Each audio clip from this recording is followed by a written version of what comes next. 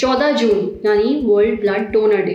खून डोनेट करना कितना ज़रूरी है ये बताने की ज़रूरत नहीं है, पर बहुत लोग ब्लड डोनेट करने से डरते हैं। ये सोचते हैं कि ब्लड डोनेट करने से उनके शरीर में खून की कमी हो जाएगी। तो क्या ये सच है? जवाब है नहीं। ब्लड डोनेट करने के अपने फ़ायदे भी हैं। क्या है वो फ़ायदे, ये हमें बताया एक्सपर्ट ने। साथ ही ये भी जानते हैं कि वो कौन लोग हैं जो ब्लड नहीं डोनेट कर सकते। दूसरी बात, अगर आप ब्लड डोनेट करने जा रहे हैं तो किन बातों का खास ध्यान रखें। साथ ही जानेंगे ब्लड डोनेशन से जुड़े कुछ आम मिथक। सुनिए। कई डॉक्टरों और स्वास्थ्य विशेषज्ञों का मानना है कि ब्लड डोनेशन आपकी सेहत के लिए बहुत फायदेमंद है और दान किए हुए ब्लड की एक यूनिट से 3 लोगों की जान बच सकती है। इसका मतलब ये है कि ब्लड डोनेशन न केवल आपकी सेहत के लिए फायदेमंद है बट सोसाइटी के लिए भी। रक्तदान करने से हृदय स्वास्थ्य में सुधार होता है। नियमित ब्लड डोनेशन से ब्लड में आयरन की अधिकता को कम करने में भी मदद मिल सकती है। रक्तदान करने के बाद शरीर खून की कमी को पूरा करने का काम करता है। यह नई रक्त कोशिकाओं का उत्पादन करता है जो अच्छे स्वास्थ्य को बनाए रखने में आपकी मदद करते हैं। 18 वर्ष से कम और 65 वर्ष से अधिक आयु के लोग रक्तदान नहीं कर सकते। अगर आपको सामान्य हेल्थ प्रॉब्लम्स हैं जैसे बुखार, सर्दी, खांसी, जुकाम या जुलाब, तो आप ब्लड डोनेशन नहीं कर सकते हैं। अगर आप डायबिटिक हैं और इंसुलिन इंजेक्शंस का प्रयोग करते हैं तो आप ब्लड डोनेशन नहीं कर सकते। पर अगर आप अपनी डायबिटीज को डाइट और ओरल दवाइयों से कंट्रोल में रख रहे हैं तो आप बेझिझक ब्लड डोनेट कर सकते हैं।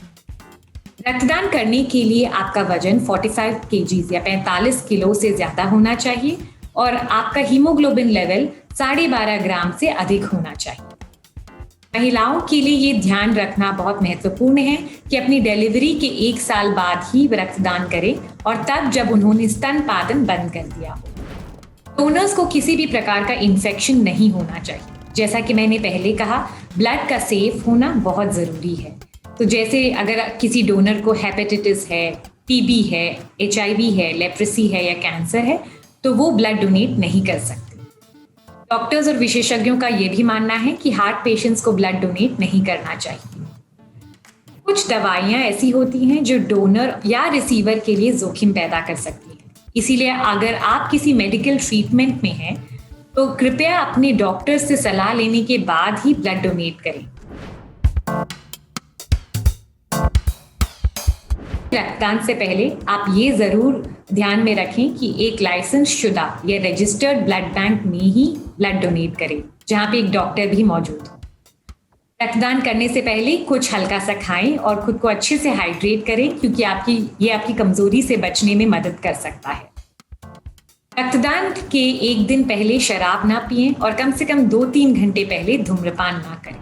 रक्तदान के लिए जाने से पहले आप अपना पहचान पत्र रखना ना भूलें क्योंकि हर डोनर को रजिस्टर करना आवश्यक है और उस रजिस्ट्रेशन के दौरान आपको प्रमाण पत्र भी देना पड़ता है।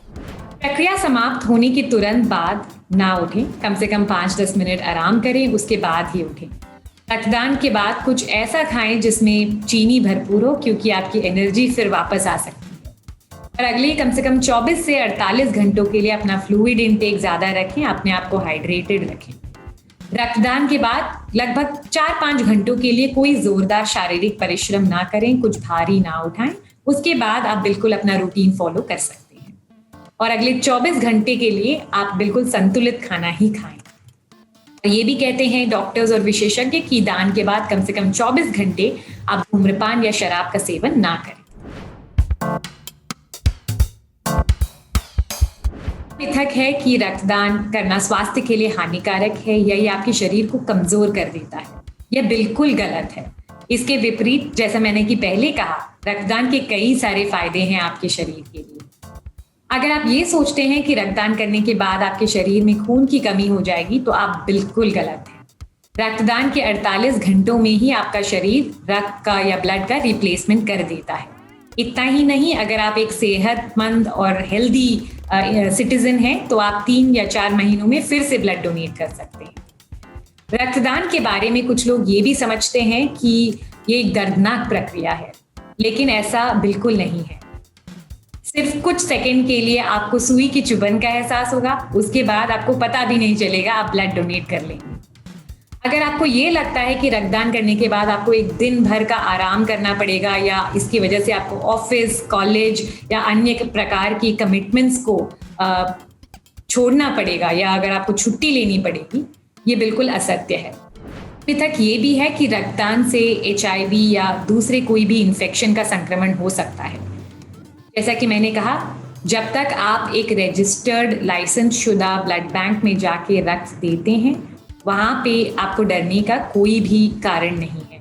ये सारे जो रजिस्टर्ड लाइसेंस ब्लड बैंक होते हैं, ये गवर्नमेंट के सारे सेफ्टी प्रोटोकॉल्स को फॉलो करते हैं। कोविड में भी इन लोग कोविड प्रोटोकॉल्स को फॉलो करते हैं, तो इससे आपको डरने की कोई भी ज़रूरत नहीं।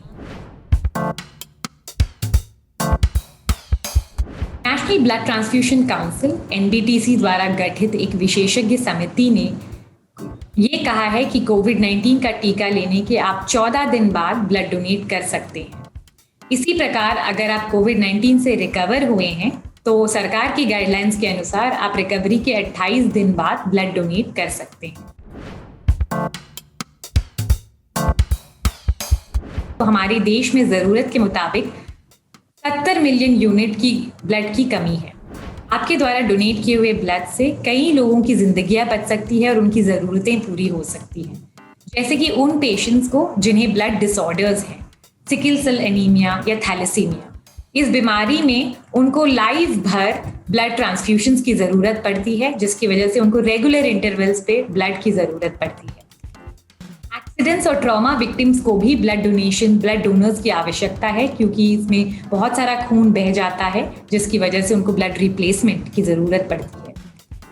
कैंसर पेशेंट्स को भी ब्लड या ब्लड के कंपोनेंट्स की ज़रूरत पड़ती है और अन्य सर्जरीज के दौरान भी पेशेंट्स को ब्लड का यूज़ किया जाता है, क्योंकि सर्जरीज के दौरान ब्लड लॉस होता है, जिसकी वजह से उन्हें ब्लड रिप्लेस करना ज़रूरी हो जाता है। इसके अलावा डिलीवरी के दौरान भी गर्भवती महिलाओं को अक्सर पोस्टपार्टम हैमरेज होता है, यानी ब्लड लॉस होता है। इन महिलाओं को भी ब्लड देने की ज़रूरत पड़ती है। उम्मीद है ब्लड डोनेशन से जुड़े आपके जो भी मन में सवाल थे वो दूर हो गए होंगे। अगर आप ब्लड डोनेट कर सकते हैं तो ज़रूर करें, इससे किसी की जान बच सकती है।